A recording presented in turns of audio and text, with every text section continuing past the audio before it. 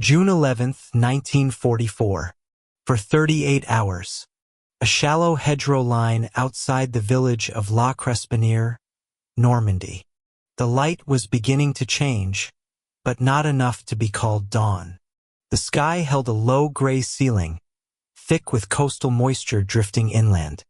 Visibility was no more than 150 yards, less where the hedgerows rose and folded the land into narrow corridors. The ground was damp, soft under boots, the kind of soil that swallowed sound but clung to everything else.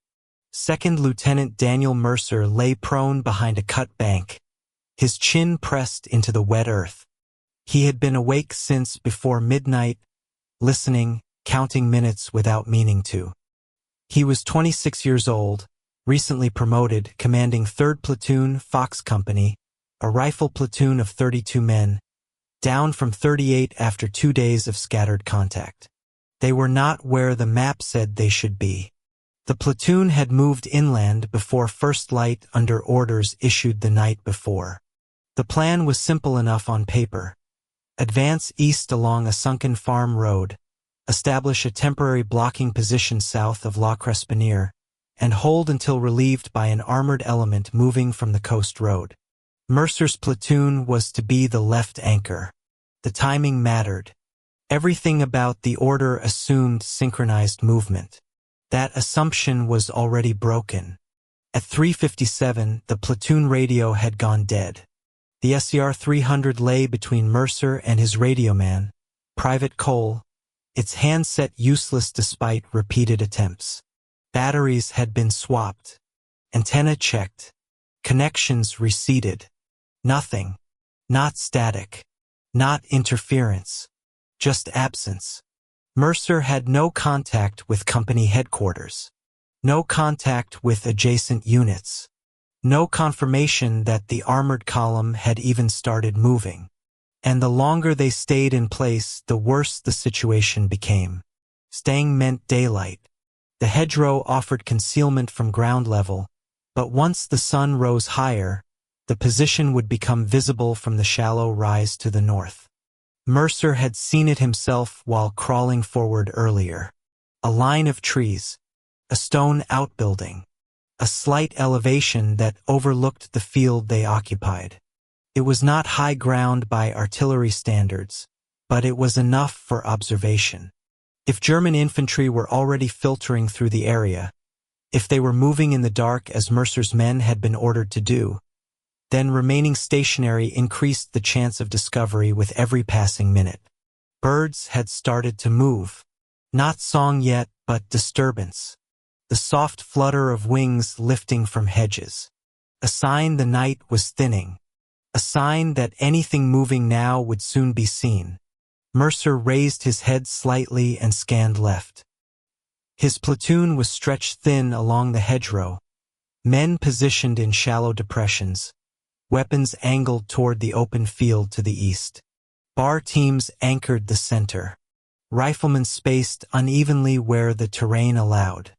Everyone was still. Too still. Staying meant noise control under pressure. Men needed to shift. Knees cramped. Fingers stiffened around cold metal. A cough suppressed too late could carry. A helmet adjusted wrong could scrape against stone. The longer they remained motionless, the more likely someone would make a mistake. Mercer knew this because he could feel it in himself. The tension that crept into muscles when nothing happened. The urge to do something just to release it. Staying also meant guessing wrong about enemy proximity. The last confirmed intelligence had placed German elements withdrawing north toward secondary defensive lines. That information was already outdated when it arrived. Normandy was not a clean battlefield. Units were fragmented. Ad hoc groups formed and dissolved without notice. Stragglers, rear guards, small patrols operating independently. If a German squad was already moving south, probing gaps, Mercer's platoon was exposed. If they were already within a few hundred yards, waiting increased the chance they would stumble onto the platoon's flank. Mercer did not know. That was the problem. The radio failure meant every assumption rested on silence. Silence could mean safety, or it could mean the opposite. He looked back toward Sergeant Halvorsen, his platoon sergeant, crouched behind a low stone wall 15 yards to the rear. Halvorsen met his eyes briefly, then looked away, scanning his sector. The sergeant had not spoken in several minutes. That in itself was unusual. Halvorsen was the kind of man who filled space with practical observations. His silence meant he was thinking. Mercer checked his watch. 4:41. 3 minutes had passed since the last attempt to raise company. The schedule called for armor contact by 5:15. That assumed no delays, no interference, no deviations. Staying meant betting that everything else was still on time. Mercer ran the math automatically. If the armored element was delayed by even 20 minutes, if they took a wrong turn, if engineers were slowed clearing obstacles, then Mercer's platoon would be holding an exposed position without support after sunrise. Staying also meant losing initiative. Once daylight arrived, movement would become more dangerous.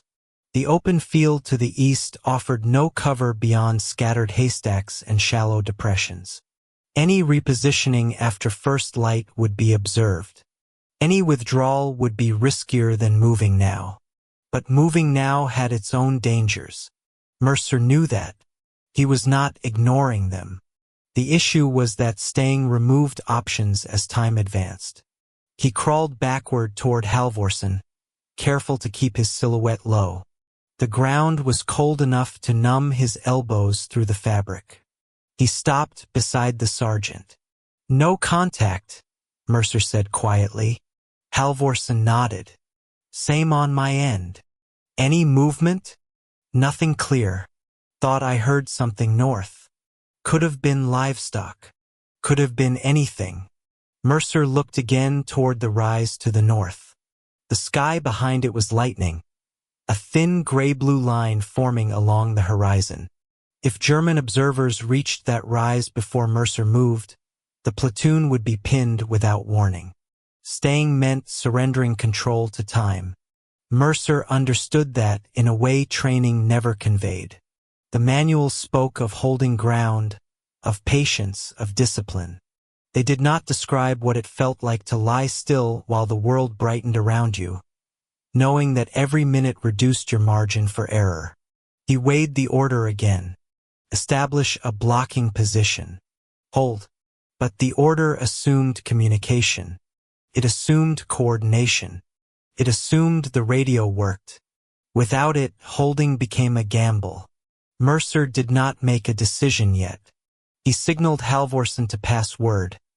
Maintain readiness. No movement. No unnecessary noise. For now, they would stay. But he knew that every second they stayed, the risk was growing. And dawn was coming. The watch hand crept past 4:46. Second Lieutenant Daniel Mercer stayed low.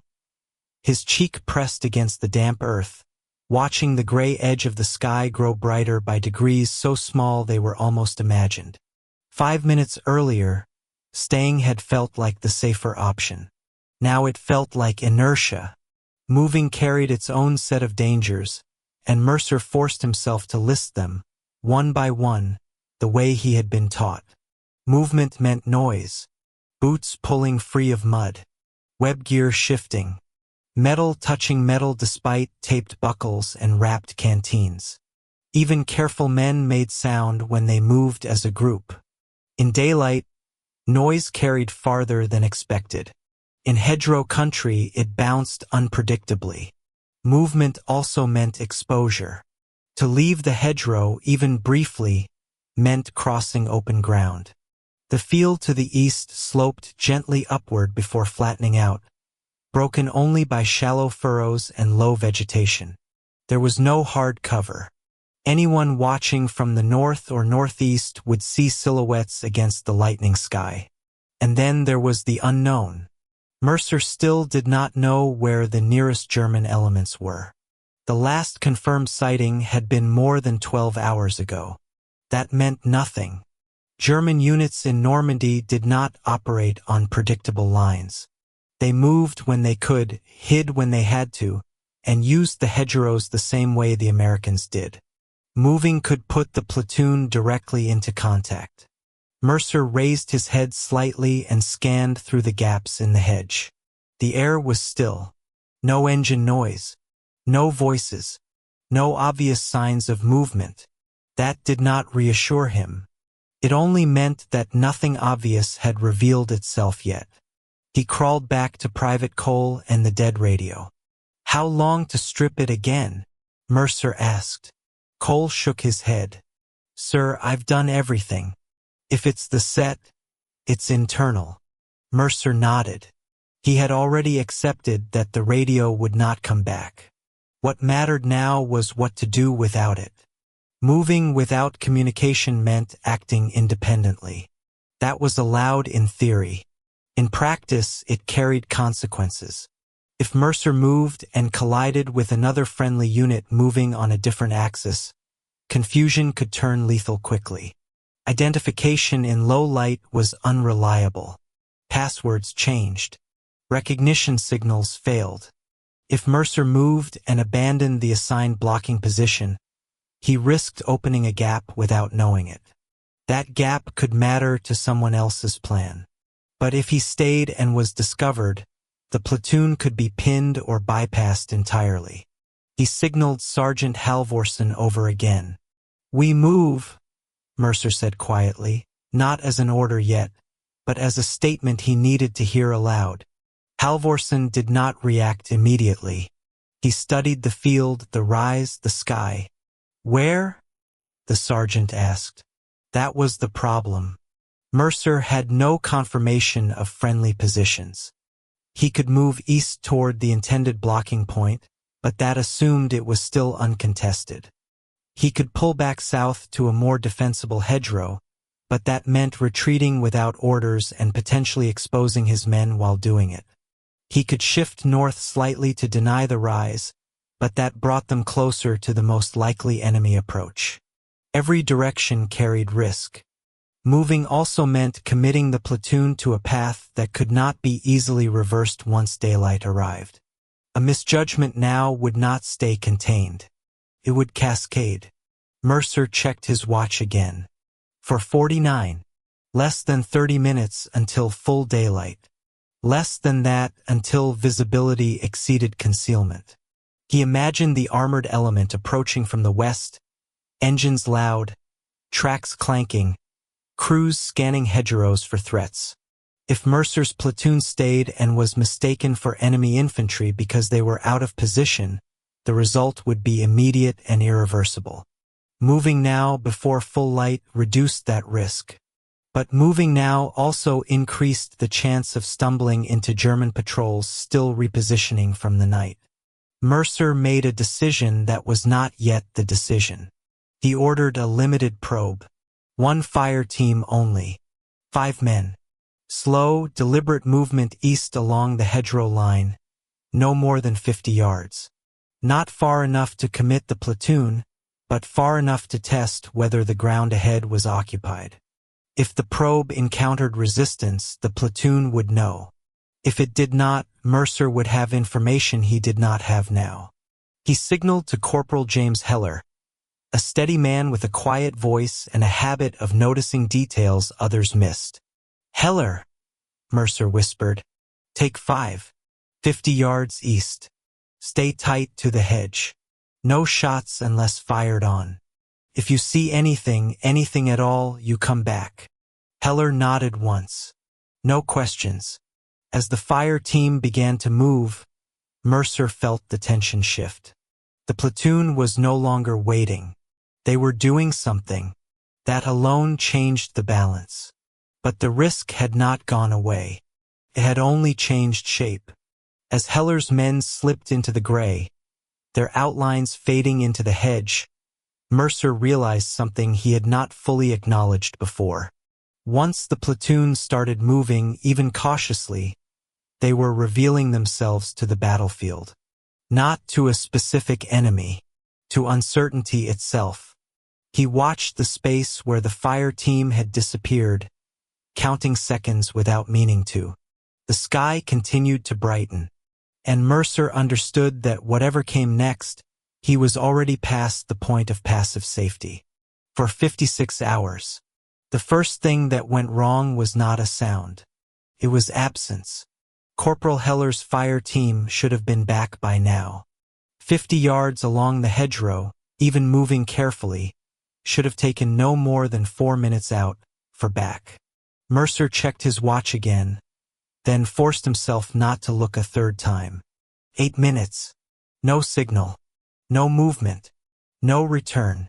Mercer kept his head low and scanned the hedgerow line where the men had disappeared. The vegetation there was thicker, tangled with briars and low branches. Good concealment. Also the kind of place a man could vanish without being seen. He signaled Sergeant Halvorsen. "They're overdue," Mercer whispered. Halvorsen nodded, his jaw tight.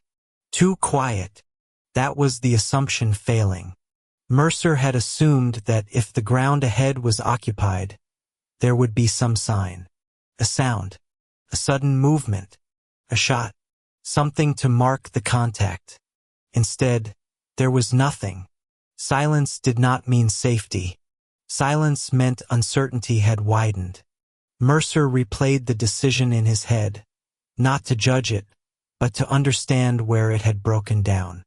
The probe was supposed to gather information without committing the platoon. That depended on one critical assumption. That contact, if it happened, would be obvious. But Normandy hedgerows absorbed mistakes. A small German element could be positioned just beyond the bend, watching, waiting, letting the Americans move first. Or Heller's team could have encountered friendly troops who did not respond the way Mercer expected. Or they could be pinned silently, unable to withdraw without exposing themselves. Mercer had no way of knowing which. The sky had shifted from gray to pale blue at the edges. Shapes were forming definition. Rifles leaned against earth instead of blending into it. Faces became visible under helmet rims. Time was compressing. If Heller's team had been compromised, staying still risked allowing the situation to develop beyond Mercer's control. If they had moved beyond the 50-yard limit, something Mercer had not ordered but could not rule out, then the platoon's left flank was effectively blind. Mercer's initial assumption, that limited movement would limit risk, had failed. The risk had multiplied instead. He crawled toward the center of the line, careful not to raise his profile. Men watched him as he passed, eyes following, waiting for instruction. He did not speak. He did not need to. They could see it in his posture. Something was wrong. Mercer reached Private Cole again. "Still nothing?" Mercer asked. Cole shook his head. "Dead." Mercer nodded. He did not ask Cole to try again. He already knew the answer. He returned to Halvorsen. "We can't leave them out there," Halvorsen said quietly. Mercer did not respond immediately. He was thinking through the consequences, not the sentiment. Recovering the fire team meant movement. Movement meant exposure. Exposure meant escalation. But abandoning them was not an option. Not tactically, not practically. 5 men out of position created a gap, a liability, and a moral fracture that would spread through the platoon. Mercer had not ordered them into danger without responsibility. If they were compromised, he had to act. He signaled for the bar teams to tighten their fields of fire. Quiet hand motions. No words. The platoon shifted slightly, barrels adjusting, sectors overlapping more deliberately. This was no longer a probe. This was preparation. Mercer decided to move forward himself. Not far. Just enough to see. Just enough to confirm. He took 2 men with him, one on either side, moving low, slow, weapons angled forward. The hedgerow loomed ahead, dense and shadowed. Beyond it, the ground dipped slightly before rising again.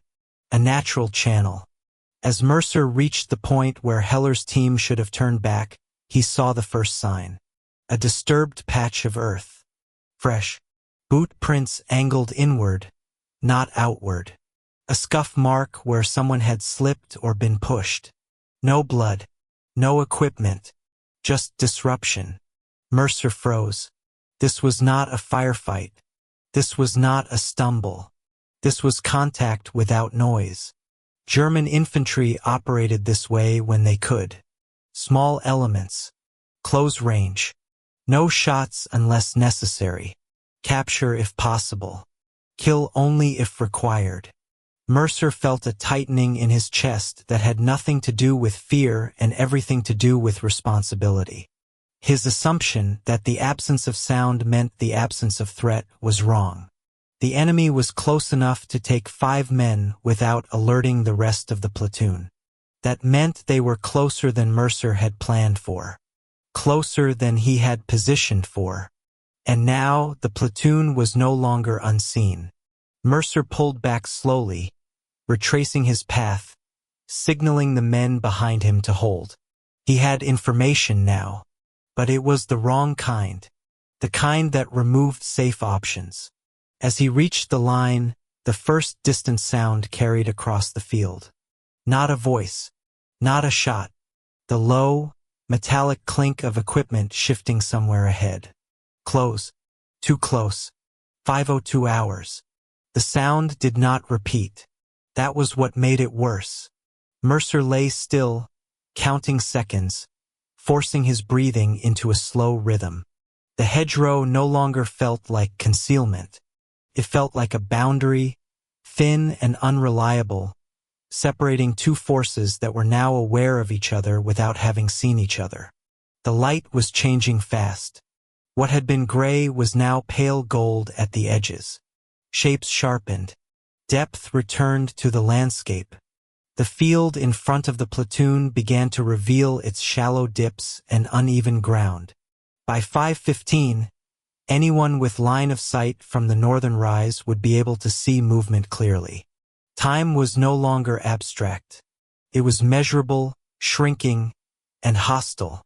Mercer slid back to Sergeant Halvorsen. "They're close," Mercer said. "Close enough to move without firing." Halvorsen absorbed that without comment. He did not ask how many. He did not ask where. The answer to both was the same: unknown. Unknown meant dangerous. The disappearance of Heller's fire team changed the equation completely. Mercer now had men unaccounted for, possibly captured, possibly being used as bait, possibly already moved out of the immediate area. Any decision Mercer made had to account for that uncertainty. Waiting carried a new risk. If German infantry were forward of the hedgerow, waiting meant allowing them to reposition, reinforce, or withdraw with the captured Americans. It meant losing any chance to regain initiative. It meant daylight would arrive while Mercer's platoon remained static and exposed. Moving carried its own escalation. Any movement now risked triggering a firefight at close range. In hedgerow country, firefights collapsed distance quickly. Lines dissolved. Control vanished. Mercer had no radio to call for support, no confirmation of friendly positions to prevent blue-on-blue contact. And the clock kept moving. 5:04. Mercer ran through his resources. Ammunition was adequate but not excessive. Bar gunners were loaded but had limited belts forward. Grenades were distributed unevenly. One man was already limping from a twisted ankle but still functional. Fuel was not his concern. Time was. The plan he had been given assumed relief by armor. That relief was now theoretical. Without communication, Mercer could not know if the armored column was delayed, diverted, or stalled. He could not know if company headquarters even knew where 3rd Platoon was anymore. The platoon existed in isolation. That isolation narrowed choices. Mercer made the next decision quickly, not because it was clear, but because delay was becoming its own form of decision. He would not advance blindly into the hedgerow. Instead, he would shift the platoon south, 40 yards, to a secondary hedgerow that offered better depth and denied the immediate observation from the north.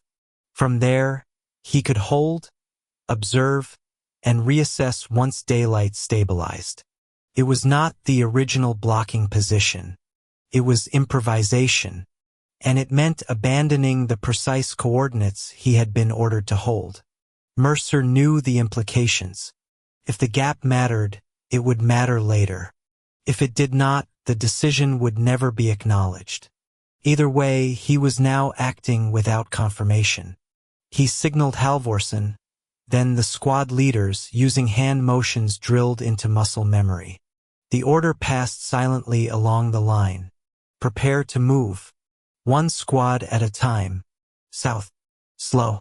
As the first squad began to shift, Mercer felt the tension spike. Movement always exposed something. A flash of metal. A darker shape against lighter ground. A sound that could not be taken back. The men moved well. Too well. That worried him more than mistakes would have. It meant they understood how little margin remained. Halfway through the movement, Mercer heard it again. Not metal this time. A muffled voice. Not English. Close enough to be real. Too close to be coincidence. The Germans were not withdrawing. They were adjusting. Mercer froze the movement with a sharp hand signal. The squads halted mid-shift. Men crouched, some exposed, some still half-concealed. It was the worst possible moment to stop, but continuing blindly was worse. The voice came again, slightly farther left this time. The enemy was repositioning in response to American movement.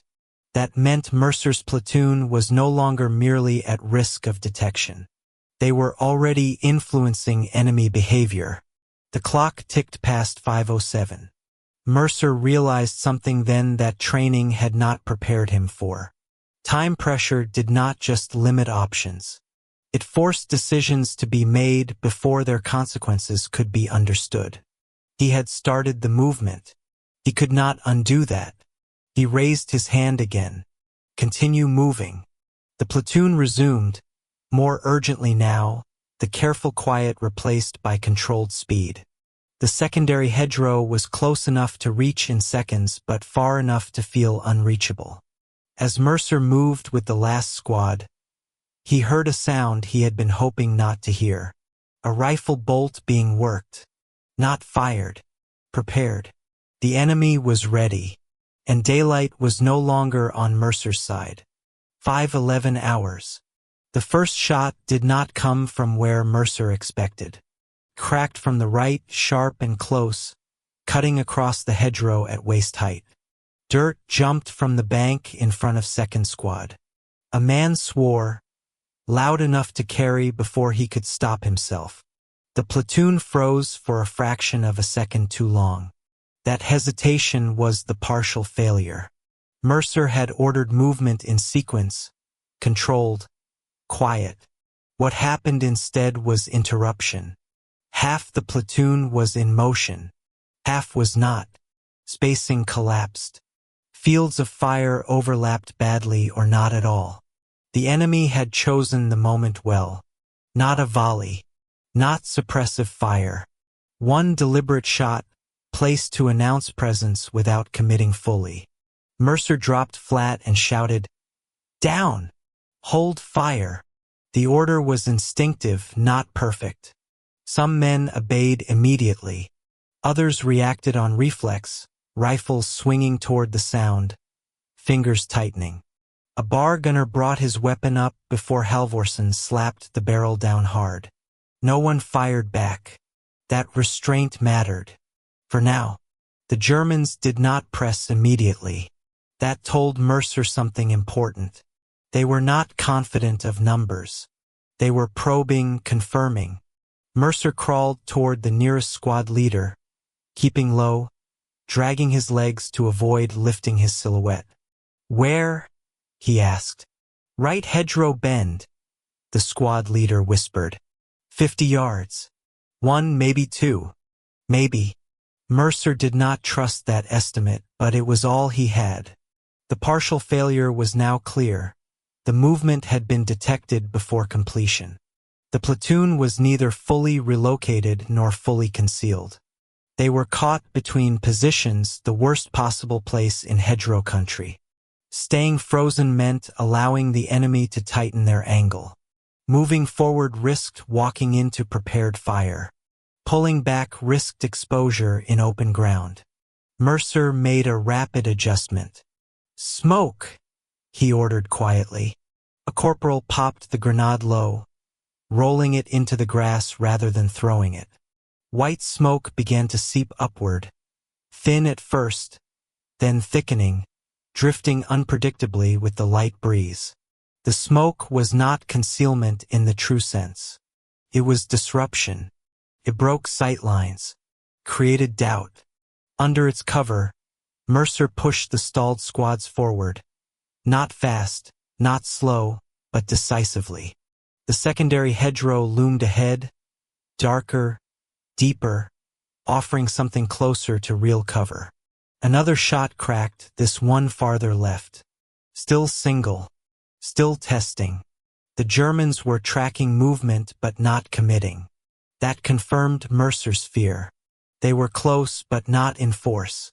Or they were waiting for something. As the platoon reached the secondary hedgerow, Mercer counted heads automatically. One by one, shapes slid into cover. 30, 31, 32, all present. Except the 5. The fire team was still missing. The platoon was now in a better position, but the cost was clarity. The enemy had confirmed their presence. The Americans had confirmed the enemy's proximity. Neither side had committed fully, but the line between contact and engagement was gone. Mercer pressed himself against the hedge, breathing hard now, the controlled calm beginning to fray at the edges. The smoke thinned behind them, revealing the ground they had crossed. Any movement back across it would now be clearly visible. He signaled Halvorsen. "We hold here," Mercer said. "Short." Halvorsen nodded. "They'll test us again." "I know." Mercer scanned left and right, mapping arcs of fire, adjusting positions by inches. The platoon had survived the move, but not cleanly. The enemy knew where they were. The Americans knew the enemy was closer than expected. This was the partial failure. Not catastrophic, but irreversible.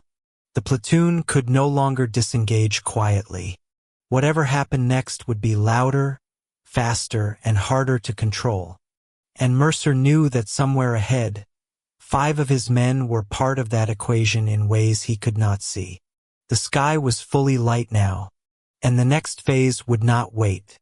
18 hours. The radio died a second time. Not the main set.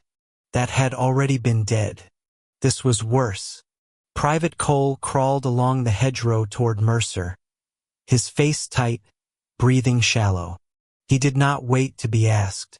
"Sir, battery pack's gone. Cracked when we moved." Mercer did not look at the pack. He already understood what that meant. The platoon had carried one spare battery for the SCR-300, wrapped in canvas, slung low to keep it from catching light. During the relocation, someone had fallen hard against the hedge. The casing had split. Acid smell hung faintly in the air, sharp and unmistakable. It was not reparable. The radio was now permanently useless. That was the resource lost. Until this moment, Mercer had been operating under a thin hope that communication might be restored. That hope had influenced restraint. It had kept him from escalating too quickly. It had preserved the idea that this situation could still reconnect to the larger plan. That was gone. Mercer was now commanding a platoon cut off not just temporarily, but definitively. No artillery. No coordination. No warning of friendly movement. No way to report contact or request relief. The platoon existed alone. He absorbed that without outward reaction. Training covered loss of communication, but not like this.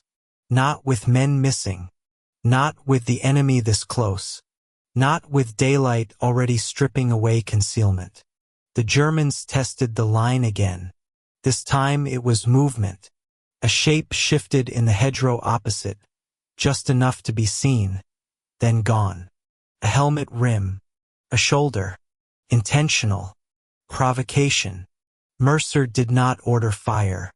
He could not afford to reveal exact positions. He could not afford to escalate without knowing what escalation would bring. Ammunition mattered more now. Grenades mattered. Control mattered. The platoon waited. Waiting was no longer about safety. It was about conservation. Mercer ran a quick internal inventory. Ammunition. Sufficient for a short engagement, not for sustained fighting. Water low. Medical supplies minimal. Morale? Steady, but brittle. The missing fire team represented more than manpower. They were a gap in Mercer's awareness. 5 rifles, 5 sets of eyes, 5 voices that would not be part of whatever happened next. The Germans knew this. Mercer could feel it in the way they moved now. Closer, more confident, not rushing, testing angles, probing reactions. They were reading the platoon the same way Mercer was reading them. And the radio's final failure shifted the balance further. Without communication, Mercer could not synchronize any movement with external forces. If armor appeared, he would hear it before he could identify it. If another American unit approached, there would be no warning. Friendly fire was now a real risk. Mercer leaned toward Halvorsen. "If we get contact, we keep it controlled," Mercer said. "No pursuit. No chasing shadows." Halvorsen nodded. "And the 5?" Mercer did not answer immediately. Recovering them would require movement into enemy-controlled ground. It would require committing resources Mercer did not have. It would risk exposing the entire platoon. But abandoning them was not something he could acknowledge out loud. "Not yet," Mercer said finally. That was the truth. Not yet. The Germans shifted again, this time closer, the sound of boots against soil barely audible.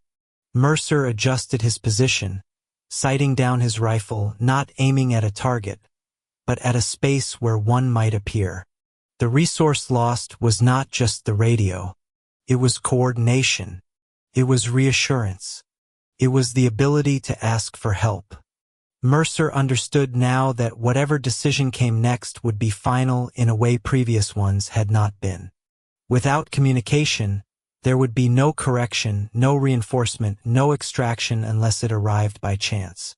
The platoon was committed to this ground, this moment, this narrowing set of options. And the enemy knew it. A shadow moved again, closer than before. Mercer tightened his grip on the rifle, not in anticipation of firing, but in acceptance of what had already been lost. 5:26 hours. The first grenade landed short. It thudded into the soft earth 10 yards in front of the hedgerow and rolled once before stopping. The fuse hissed, brief and unmistakable. "Grenade!" someone shouted. Mercer did not remember deciding to shout back. He only remembered the sound of his own voice cutting through the line. "Down! Stay tight!" The explosion was sharp but contained, dirt and fragments spraying upward and outward. No one screamed. That mattered. The blast had been a test, not an attempt to break the line. The second grenade came from the left. This one cleared the hedge. It landed behind the platoon, closer than Mercer liked, close enough that the shockwave hit his back and drove the breath out of him. Leaves and soil rained down. A man cried out once, then went silent. The Germans were no longer probing. They were committing. Mercer rolled to his side and scanned quickly. The platoon was still intact, but compressed, Men pulled tight against the hedgerow, sectors narrowed, movement restricted. The secondary position that had felt safer minutes earlier was now a funnel. The enemy had forced them into it deliberately. Mercer realized too late that the repositioning had solved one problem and created another. The deeper hedge offered cover, but it also limited lateral movement. The Germans had adjusted their approach, using the original hedgerow line as a guide, slipping around to the flanks. This was no longer a meeting engagement. This was containment. The Germans were fixing the platoon in place. Mercer's mind raced through the remaining options, not in panic, but with brutal clarity. He could order an assault forward, break contact aggressively, try to punch through before the enemy fully closed the net. That meant close combat in hedgerows, fragmented, chaotic, with no support and no retreat. He could hold and return fire selectively, hoping to stall long enough for external forces to appear.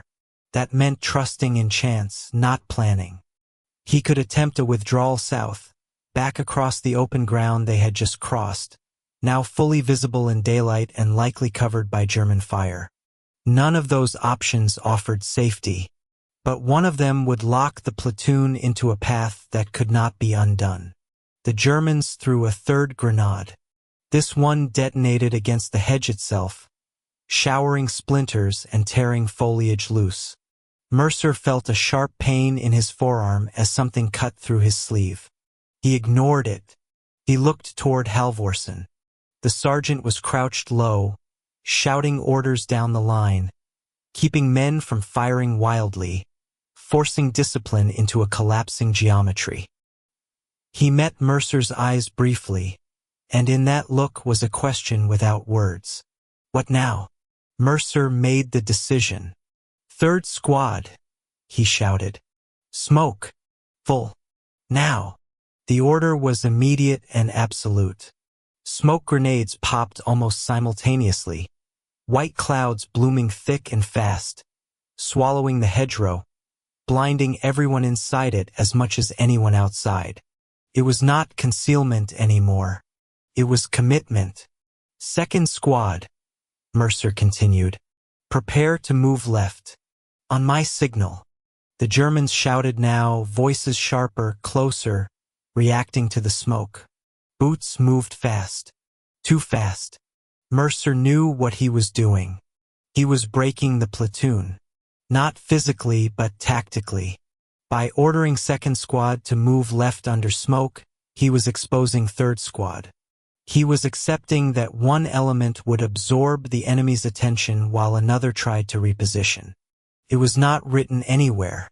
It was not something he had practiced. It was improvisation under collapse. And once executed, it could not be taken back. He raised his hand. Dropped it. Second squad moved. German fire erupted almost immediately, rifles cracking through the smoke, blind but aggressive.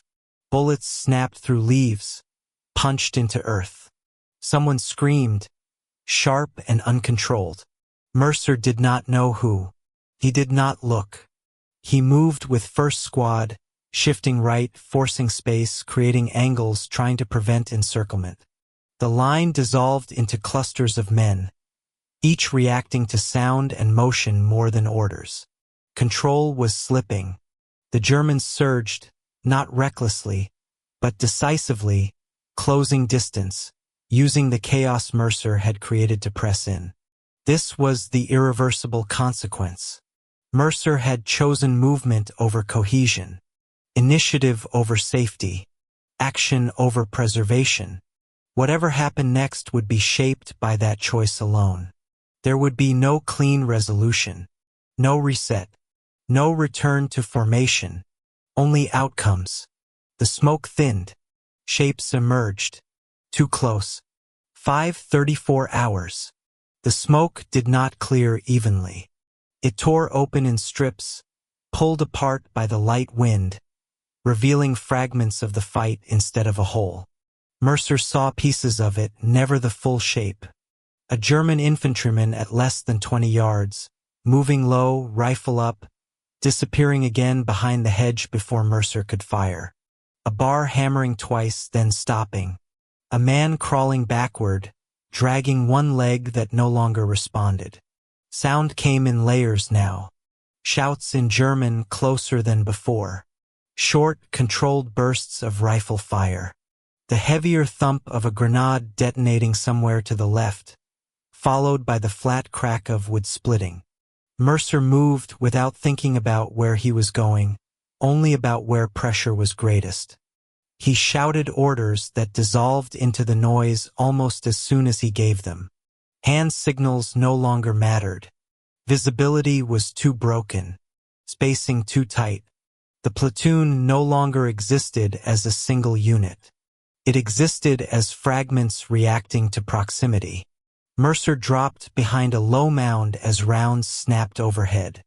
He fired twice at movement he could not clearly identify, then shifted immediately, knowing that staying still was now as dangerous as moving had been earlier. He did not know if he hit anything. He did not try to find out. To his right, Sergeant Halvorsen was down on one knee, still directing men, his voice hoarse but steady. He pointed, redirected, forced a shape onto chaos through sheer will.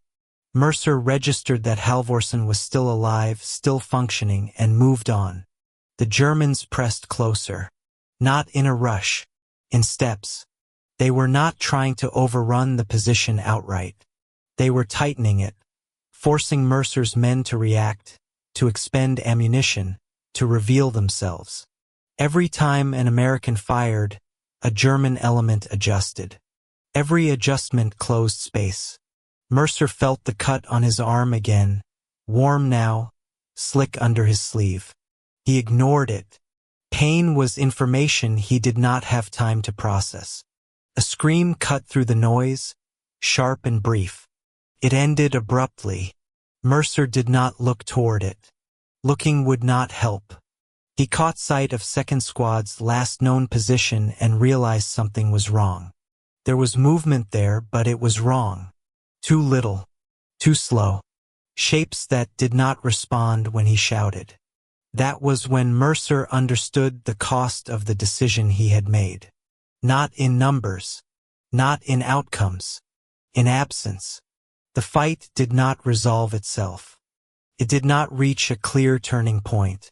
It simply thinned, the intensity breaking into pockets as German elements pulled back slightly, not retreating, but reassessing. Mercer's men held what ground they still occupied, not because it was defensible, but because moving again would be worse. The Germans did not disappear. They remained close enough to be felt. Close enough that Mercer knew this was not over. He took a knee behind the hedge, breathing hard, rifle low, eyes scanning without focus. The platoon had survived the immediate contact, but it was no longer intact in the way it had been at 4:38. 5 men were still missing. Others were down. Ammunition was lower than it should have been. And Mercer still had no radio. The sun was fully up now, the light flat and unforgiving. Whatever had been hidden by darkness was exposed. Whatever decisions had been delayed were now fixed. Mercer listened. The hedgerows were not silent. They never were again.